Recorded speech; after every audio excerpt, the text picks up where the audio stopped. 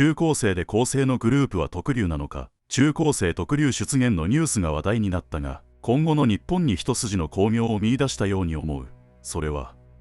中高生だけで構成されたグループが110万円もの不正収益を上げ、企業への脅迫行為まで行っていた衝撃的な事実が明らかになった。報道では、不正に取得した回線は通信アプリテレグラムを使い1件$80で売られており、その数は100件になるという。少なくとも$8000、約110万円の利益を上げていたことになりますことを肯定するつもりは毛頭ないが、大したものだと感心してしまっ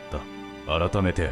特流とは、匿名流動型犯罪グループ SNS を介して面識のない人が集まり、犯罪を実行後に解散するという特徴を持っている。特殊詐欺や強盗、空き巣など様々な犯罪に手を広げており、悪質ホストクラブと連携した風俗斡旋なども行っているとの報道もある。また日本人だけでなく、中国やベトナム系の外国人グループも存在しており、その活動範囲は年々広がりを見せている。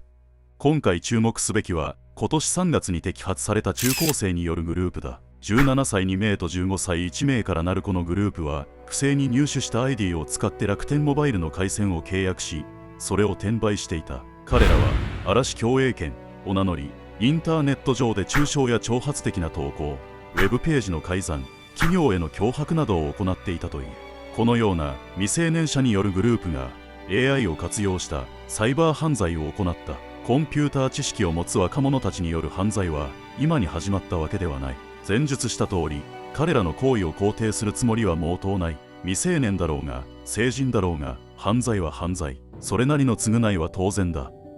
この事件を別角度から考察してみると、サイバー攻撃に対する顧客情報等のセキュリティの脆弱性があらわになった。しかも15歳から17歳の少年に簡単に突破されたのだ。彼らのような卓越したハッキングテクニックとスキルはたった10年程度で身につけることができるということを証明した。平成から令和の混沌とした時代に生まれ育った若者でさえ、上を目指そうとする向上心や何かに立ち向かうという彼らなりのモチベーションがそこには存在していたはずだ。しかしそのモチベーションを推し量ることはできない。突然だが、1990年4月5日は若くしてこの世を去った俳優三浦春馬さんの誕生日だった。彼の誕生日が私と近しいこともあり、毎年思いを馳せている。彼が連続ドラマ初単独主演を果たしたブラッディ・マンデーをご存知だろうか。漫画が原作となっている物語で、週刊少年マガジンで2007年17号より連載されていた。三浦春馬扮する高木藤丸は高校2年生。普段はエロゲーばかりやっている不真面目な学生に見せかけているが、実は天才的なハッカーファルコンだった。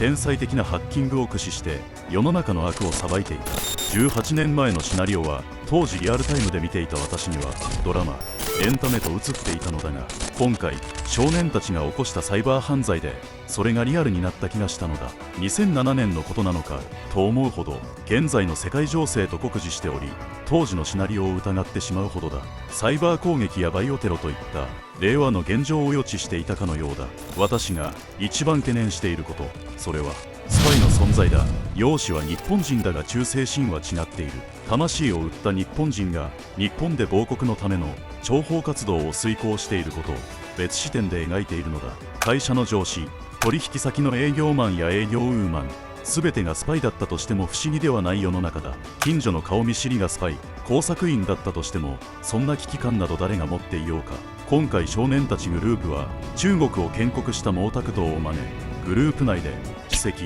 政治局委員と名乗っていたという報道もある。特殊詐欺に見られる